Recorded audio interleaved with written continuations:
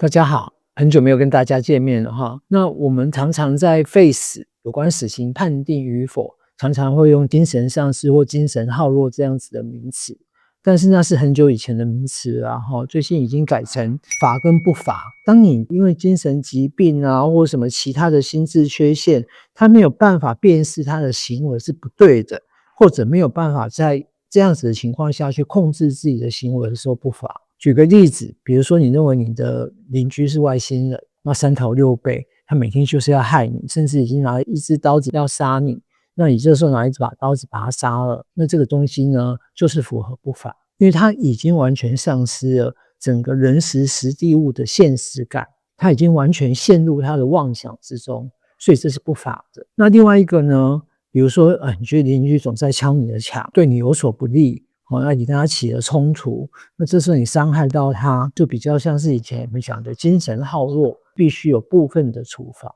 如果行为人是故意或过失自己造成这种精神状态，举个例子，像现在的毒驾，那这个时候就已经不能适用于免罚或减刑的规定。以前比较多的是吸强力胶，但是你已经吸过，你知道它会造成你什么样子的状态，但是你还是去吸，吸了之后呢，去杀人，那这个就还是不能够免于刑法的处罚。那这点东西必须非常的清楚，免得大家认为司法不正义、不公平。其实它有很严格的标准，